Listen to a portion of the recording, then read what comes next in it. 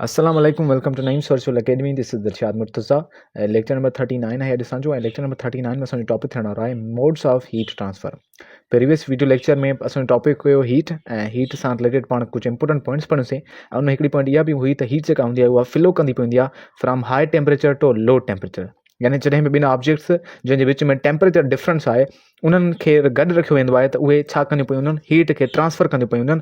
जेका वधीक हीट जेको वधीक टेम्परेचर वारो ऑब्जेक्ट आहे उहो घटि टेम्परेचर वारे ॾे हीट खे ट्रांसफ़र कंदो पवंदो आहे। त अॼु पाण पढ़ंदासीं त कहिड़ा तरीक़ा आहिनि, कहिड़ा मैकेनिज़म आहिनि जंहिंसां हीट हिकिड़ी जॻह खां ॿी जॻह ताईं ट्रांसफ़र थींदी पवंदी आहे। यानी कि हीट हिकिड़े ऑब्जेक्ट मां ॿिए ऑब्जेक्ट में वञण लाइ कहिड़ा कहिड़ा मैकेनिज़म्स यूज़ कंदी पवंदी आहे। त उन्हनि मैकेनिज़म्स खे पाण मोड्स ऑफ हीट ट्रांसफ़र चवंदा पवंदा आहियूं ऐं उहे थींदा पवंदा आहिनि टिनि तरहनि जा। सभ खां पहिरियां जेको मैकेनिज़म हूंदो आहे हीट ट्रांसफ़र जो उहा आहे कंडक्शन। ठीकु आहे, कंडक्शन हिकिड़ो तरीक़ो आहे जंहिंसां हीट ट्रांसफ़र थींदी आहे बिटवीन ऑब्जेक्ट्स। उनखां बाद सेकंड तरीक़ो हूंदो आहे कन्वेक्शन। ठीकु आहे, ऐं उनखां बाद एट लास्ट हूंदो आहे रेडिएशन। हाणे इहे टई मैकेनिज़म्स आहिनि, इहे टई मोड्स आहिनि हीट ट्रांसफ़र जा। इन्हनि टिनी मैकेनिज़म्स जी मदद सां हीट जेका हूंदी आहे उहा हिकिड़े ऑब्जेक्ट खां ॿिए ऑब्जेक्ट में ट्रांसफ़र थींदी आहे। त सभ खां पहिरियों कंडक्शन खे अगरि पाण ॾिसूं त कंडक्शन छा हूंदी आहे? कंडक्शन हिकिड़ो अहिड़ो मैकेनिज़म आहे जंहिंसां हीट कंहिं बि ॿिनि ऑब्जेक्ट्स जे विच में ट्रांसफ़र थींदी पवंदी आहे उन जे डायरेक्ट कॉन्टेक्ट हुजण जे करे। यानी कि जॾहिं ॿ बॉडीज़ पाण में कॉन्टेक्ट में हुजनि फिज़िकली तौर ते त उन्हनि जे विच में जेका हीट ट्रांसफ़र थींदी पवंदी आहे उहा हिन कंडक्शन मैकेनिज़म सां थींदी पवंदी आहे। उनखां बाद कन्वेक्शन आहे। कन्वेक्शन जेको हूंदो आहे उहो लिक्विड्स या गैसिस में थींदो आहे ऐं रेडिएशन जेको हूंदो आहे उहो विदाउट कंहिं मीडियम जे हीट ट्रांसफ़र थींदी पवंदी आहे। पाण वन बाय वन सभिनी खे डिस्क्राइब कंदासीं। सभ खां पहिरियां पाण डिस्क्राइब कयूं था पिया कंडक्शन छा चयो वेंदो आहे। अच्छा, कंडक्शन प्रोसेस खे असां डिफाइन करे छॾियो आहे त the transfer of heat through direct contact between objects. अहिड़े क़िस्म जो हीट ट्रांसफ़र आहे जेको ॿिनि डायरेक्ट कॉन्टेक्ट वारे ऑब्जेक्ट्स जे विच में थींदो पवंदो आहे। यानी कि जॾहिं बि ऑब्जेक्ट्स डायरेक्टली तौर ते कॉन्टेक्ट में हुजनि ऐं उन्हनि ॿिन्हिनि जे विच में टेम्परेचर डिफरेंस हूंदो त उन्हनि मां जेको हाई टेम्परेचर वारो ऑब्जेक्ट हूंदो उहो लो टेम्परेचर वारे ॾे हीट खे ट्रांसफ़र कंदो पवंदो आहे ऐं इन इहा method of transfer of heat खे पाण चवंदा पवंदा आहियूं कंडक्शन। हाणे थींदो छा आहे त हीअ शइ जेका थींदी पवंदी आहे उहा सॉलिड्स में थींदी पवंदी आहे। हाणे पाण पढ़ी आहियूं सॉलिड्स जेके हूंदा आहिनि उनजा पार्टिकल्स जेके हूंदा आहिनि तमामु टाइटली पैक्ड हूंदा आहिनि कुझु हिन तरह सां। उन्हनि में जे विच में कोई गैप हूंदो आहे त उहे जस्ट वाइब्रेट करे सघंदा पवंदा आहिनि पंहिंजे हिक ई पॉइंट ते। हाणे जॾहिं इन्हनि जेके हीट ॾिनी वेंदी आहे लाइक हितां पाण को सोर्स ॾियूं था हीट जो, उहे पार्टिकल वाइब्रेशन कराए पंहिंजी एनर्जी ॿिए पार्टिकल खे ॾींदा आहिनि। साॻी तरह सां ॿियो पार्टिकल पंहिंजी एनर्जी टे पार्टिकल खे ॾींदो। इन तरह सां उहा हीट जेका हूंदी आहे उहा इन्हनि मां फ्लो थींदी थींदी थींदी ॿिए एंड ताईं पहुचंदी पई हूंदी आहे। यानी कि हिन जगह तां पाण अगरि हीट ॾियूं था पिया त उहा पार्टिकल्स वाइब्रेशन कराए डायरेक्टली हिक ॿिए सां कॉन्टेक्ट करे हीट खे ट्रांसफ़र कंदा पवंदा आहिनि ॿियनि ऑब्जेक्ट्स ॿियनि पार्टिकल्स में। इन ई तरह सां सभई पार्टिकल्स हीट खे ट्रांसफ़र कराए ॿी एंड ताईं यानी कि हिन जगह ते पहुचाईंदा आहिनि। वरी अगरि इन जगह ते का ॿी बॉडी मौजूदु आहे उनजो टेम्परेचर लो आहे त इहे पार्टिकल्स वरी पंहिंजी एनर्जी उन ऑब्जेक्ट जे पार्टिकल्स में ट्रांसफ़र कंदा पवंदा। इन तरह सां उहो ऑब्जेक्ट बि छा थींदो पवंदो, गर्म थींदो पवंदो हिन एनर्जी सां। यानी कि हीअ एनर्जी उन में ट्रांसफ़र थींदी पवंदी ऐं इन इहा मेथड ऑफ ट्रांसफरिंग एनर्जी खे पाण चवंदा पवंदा आहियूं कंडक्शन। यानी कि जॾहिं डायरेक्टली कोई बि ऑब्जेक्ट कॉन्टेक्ट में हूंदो त उन्हनि में छा थींदी पवंदी, कंडक्शन प्रोसेस थींदो पवंदो जंहिंजी वजह सां हीट ट्रांसफ़र थींदी पवंदी। सेकंड पॉइंट असां लिखी आहे त heat flows from hotter region to the cooler region. इहा पाण डिस्क्राइब करे आहियूं त जेके शयूं वधीक गर्म हूंदियूं आहिनि उतां हीट फ्लो थींदी पवंदी आहे घटि गर्म वारी शयुनि ॾे। इहा पाण प्रीवियस वीडियो लेक्चर में बि सम्झी आहियूं इहा ॻाल्हि ऐं हाणे बि इन शइ खे डिस्कस करे चुका आहियूं। सो कंडक्शन इहा शइ थींदी पवंदी आहे जो अगरि पाण सिंपल एग्जाम्पल वठूं त असांजे घरनि में जॾहिं असां का शइ पचाईंदा पिया हूंदा आहियूं त उन टाइम जॾहिं कंहिं देगड़ी वग़ैरह में चमचो पयल हूंदो आहे ऐं उहा देगड़ी बाहि ते पई हूंदी आहे त उहो चमचो बि उन बाहि जे करे उन देगड़ी जे करे जेको आहे सो गर्म थी वेंदो पवंदो आहे। हाणे चमचो त हालांकि उनजो डायरेक्ट कॉन्टेक्ट न हूंदो उन बाहि सां, उन जेको आहे सो फायर वग़ैरह सां, उन सां जस्ट देगड़ी जो कॉन्टेक्ट हूंदो आहे। बट उन देगड़ी जे गर्म हुजण जे करे ऐं उन चमचे जो देगड़ी सां कॉन्टेक्ट में हुजण जे करे उहा हीट छा थींदी पवंदी आहे, ट्रांसफ़र थींदी पवंदी आहे उन चमच में।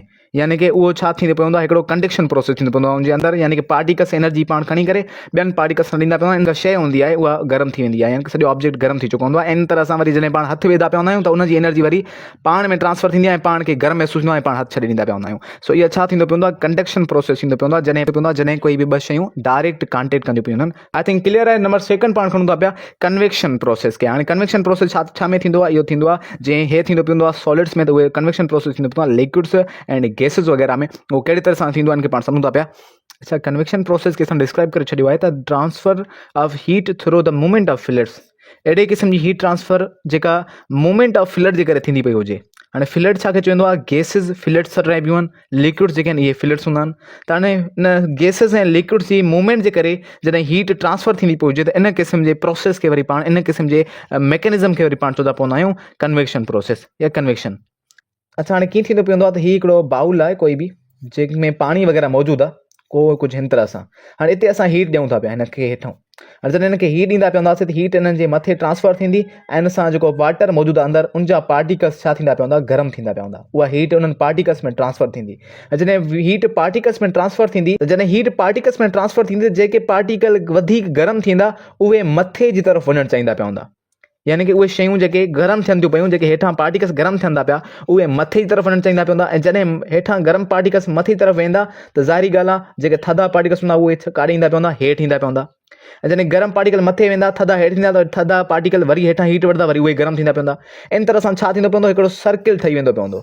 सर्किल छा हूंदो त गरम पार्टिकल जेके हूंदा वार्मर उहे मथे वेंदा ऐं जेके थधा हूंदा वरी उहे हेठि वेंदा जेके कूलर हूंदा। हाणे इन सां छा थींदो पवंदो, जेका हीट हूंदी उहा सभिनी पार्टिकल्स ॾे ट्रांसफर थींदी पवंदी ऐं इन ई ट्रांसफर ऑफ हीट खे पाण सॾींदा पवंदा आहियूं कन्वेक्शन प्रोसेस। अच्छा, ही पॉइंट छा थी डिफाइन करे त warmer less dense fluid rises while cooler denser fluid sinks. हाणे वार्मर यानी कि गरम, लेस डेंस माना जेके घाटा न हुजनि, केरु घाटा न हूंदा, फ्लड। कहिड़ा फ्लड, जेके फ्लड गरम कया वेंदा आहिनि, यानी कि जेका गैस गरम कई वेंदी आहे, जेके लिक्विड्स गरम थींदा पिया हूंदा आहिनि, माना जंहिंजे अंदरि लिक्विड्स या गैस जे अंदरि एनर्जी ईंदी आहे, हीट एनर्जी, त उहे छा थी वेंदा आहिनि, उहे लेस डेंस थी वेंदा आहिनि, मीन्स उहे घाटा न रहंदा। ऐं जॾहिं घाटा न रहंदा त उहे मथे जी तरफ़ सफ़र कंदा पिया हूंदा आहिनि, इन जे करे लिखियलु आहे हिते राइज़िस। ऐं उनखां बाद लिखियलु आहे while cooler denser fluid sinks. वरी जेके थधा फ्लड्स हूंदा आहिनि, यानी कि थधियूं गैसिस या थधा लिक्विड्स जेके हूंदा आहिनि, जंहिंमें हीट एनर्जी न हूंदी आहे एतिरी, त उहा छा थींदा पिया हूंदा आहिनि, सिंक थींदा आहिनि, हेठि जी तरफ़ किरंदा पिया हूंदा आहिनि। ऐं इन जी प्रॉपर्टी जे करे प्रोसेस जेको थींदो पवंदो आहे कन्वेक्शन थींदो आहे। कहिड़ी तरीक़े सां हिनखे सम्झूं था पिया, हाणे हीअ असां वटि हिकिड़ो सोर्स आहे हीट जो, पाण मथे बि सम्झी वियासीं, बट हिते क्लियरली पाण सम्झूं था पिया। हाणे हिते छा मौजूदु आहिनि, पार्टिकल्स मौजूदु आहिनि गैस जा, ठीकु आहे। हाणे पार्टिकल्स हिते मौजूदु आहिनि। हाणे हिते पाण ॾियूं था हीट एनर्जी, जॾहिं हीट एनर्जी ॾींदासीं त इहे पार्टिकल्स हितां हीट एनर्जी वठंदा। जंहिं पार्टिकल्स में हीट एनर्जी ईंदी पई हूंदी उहे पार्टिकल्स मथे जी तरफ़ वेंदा, छो जो पाण पढ़ी आयासीं त जेके पार्टिकल्स जे अंदरि या जंहिंमें फ्लड जे अंदरि एनर्जी ईंदी आहे त उहा लेस डेंस थींदी आहे, ऐं जॾहिं उहा लेस डेंस थींदी त उहा मथे वञणु चाहींदी, त जेके पार्टिकल्स गरम थींदा वेंदा उहे मथे जी तरफ़ वेंदा। ऐं जॾहिं पार्टिकल्स गरम मथे जी तरफ़ वेंदा त जेके थधा पार्टिकल हूंदा उहे वरी हेठि किरंदा। ऐं थधा पार्टिकल्स जीअं हेठि किरंदा त वरी हेॾां हीट एनर्जी त जारी आहे, वरी उहा इन्हनि खे मिलंदी पई हूंदी हीट एनर्जी, वरी इहे गरम थी वरी मथे वेंदा। इन तरह सां इहे सभई पार्टिकल्स हिकु सर्किल ठाहींदा पिया हूंदा, वन बाय वन गरम थींदा वेंदा, छो जो उन्हनि जे अंदरि छा हीट एनर्जी अचे थी, उन्हनि जे करे इहे मूव कनि था पिया। ऐं इहे मूवमेंट ऑफ फ्लड्स सां छा थी थिए पई, हीट ट्रांसफर थिए थी पई इन सॼे मैटर में। त इन मैकेनिज़म ऑफ हीट ट्रांसफर खे, जंहिंमें पार्टिकल्स गरम थियनि था, वरी राइज़ थियनि था, वरी कूलर जेके आहिनि उहे डाउन थियनि था, वरी उहे गरम थियनि था, इन साइकिल जेका थिए थी पई, त इन ये हीट ट्रांसफर जे प्रोसेस खे पाण चवंदा पिया हूंदा आहियूं कन्वेक्शन प्रोसेस। ऐं इहो थींदो पियो हूंदो आहे गैसिस में ऐं लिक्विड्स में। त जेके पाण पाणी गरम कयूं था पिया घरनि में, त इहो जेको पाणी गरम थिए थो इहो बि ड्यू टू कन्वेक्शन थिए थो पियो। अच्छा, उनखे अलावा या वरी असां ॾिसंदा पिया हूंदा असांजे घरनि में कुझु पखा यूज़ थींदा पिया हूंदा आहिनि मथे, जेके रोशनदाननि में लॻाया वेंदा आहिनि। हिकिड़ा अहिड़ा पखा जे कमरनि मां गरम हवा कढण जे लाइ लॻाया वेंदा आहिनि उन रोशनदाननि में।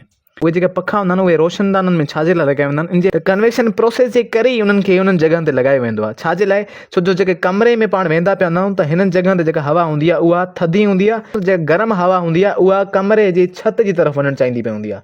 छो जो पाण सम्झी वियासीं जेका शइ गरम थींदी आहे, जेके गैसिस या फ्लड्स गरम थींदा आहिनि त उहे मथे जी तरफ़ राइज़ थियणु चाहींदा पिया आहिनि। पोइ जेके रूम में मौजूदु गरम हवा आहे न, उहा सभिनी खां वधीक गरम हवा मौजूदु हूंदी आहे हिन एरियाज़ में, छो जो गरम हवा वेंदी मथे, छो जो गरम हवा मथे वञणु चाहींदी पवंदी आहे। ऐं असां उहे पखा जेके आहिनि उहे हिन जॻह ते लॻाईंदा पिया हूंदा आहियूं। हाणे उहे पखा हूंदा आहिनि कुझु उबते टाइप जा, उहे छा कंदा आहिनि अंदरां वरी हवा ॿाहिरि कढंदा पिया हूंदा आहिनि। हाणे थींदो कुझु हिन तरह सां त हिते जेका गरम हवा हूंदी आहे उहा हिन तरह सां हिन पखे जी मदद सां ॿाहिरि निकिरी वेंदी आहे। पोइ छा थींदो पियो हूंदा त वरी इहे जेके पार्टिकल्स आहिनि हेठां वारा वरी उहे इन जी जॻह वठंदा ऐं निकिरी वेंदा। ऐं आहिस्ते आहिस्ते छा थींदो, जेका मुकमल गरम हवा आहे कमरे में उहा निकिरी वेंदी, बसि पोइ सिर्फ़ु जेका कूल हवा हूंदी उहा ई कमरे में रहिजी वेंदी पवंदी आहे। छो जो इन जे पुठियां बि जेको मैकेनिज़म आहे उहो कन्वेक्शन जो मैकेनिज़म आहे। सो पाण सम्झी वियासीं जेके गरम पार्टिकल्स हूंदा उहे मथे हलिया वेंदा ऐं जेके थधा हूंदा आहिनि उहे हेठि रहिजी वेंदा आहिनि, वरी उहे गरम थींदा आहिनि वरी मथे ईंदा आहिनि। इन पैटर्न्स जे करे हीट छा थींदी पवंदी आहे, ट्रांसफर थींदी रहंदी पवंदी आहे। त इहो हूंदो आहे कन्वेक्शन प्रोसेस ऐं इन तरह सां उहो हीट खे ट्रांसफर कराईंदो पवंदो आहे। एट लास्ट पाण सम्झूं था पिया रेडिएशन्स खे। त रेडिएशन जेको मेथड आहे, जेको मोड आहे हीट ट्रांसफर जो, उहो छा हूंदो आहे, अचो उनखे पहिरियों पाण लिखूं था पिया।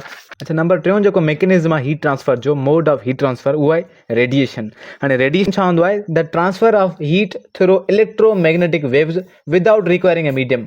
हाणे पाण सम्झी आयासीं ॾिसासीं त जेको कन्वेक्शन थिए पियो उहो फ्लड्स में थिए पियो, लिक्विड एंड गैसिस में, ऐं जेका कंडक्शन थिए पई उहा वरी सॉलिड्स में थिए पई। त इहे टे शयूं छा हुयूं, इहे हुया मीडियम्स। हाणे छा हीट विदाउट मीडियम बि ट्रांसफर थींदी पई हूंदी आहे, त बिल्कुलु विदाउट मीडियम बि हीट ट्रांसफर थी सघंदी पई हूंदी आहे। उहा कहिड़े मोड सां ट्रांसफर थींदी आहे, उहा थींदी पई हूंदी आहे रेडिएशन जे फॉर्म में। हाणे रेडिएशन छा हूंदी आहे, the transfer of heat through electromagnetic waves.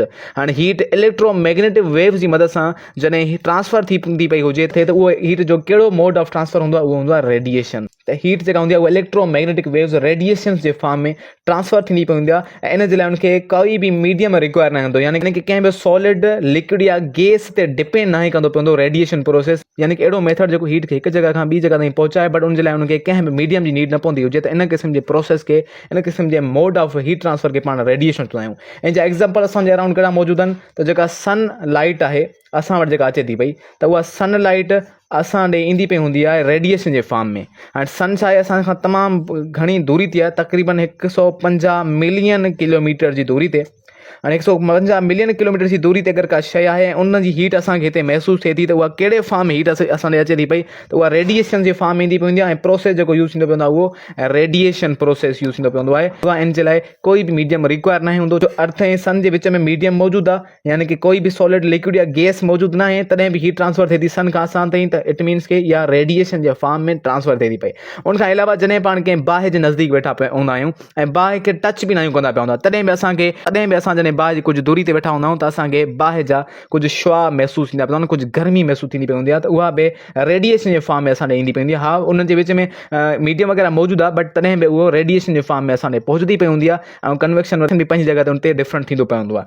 So radiation हिकिड़ो अहिड़ो प्रोसेस जंहिंमें हीट खे रिक्वायर न हुजे कोई बि मीडियम ट्रांसफर थियण जे लाइ, त इन क़िस्म जे मोड ऑफ हीट ट्रांसफर खे सॾींदा पवंदा आहियूं पाण रेडिएशन। सो इहे हुया असांजा टे modes of heat transfer. I hope कि तव्हांखे टे शयूं सम्झ में आयूं हूंदियूं। मिलूं था इन वीडियो जे MCQ पार्ट में। Thank you so much.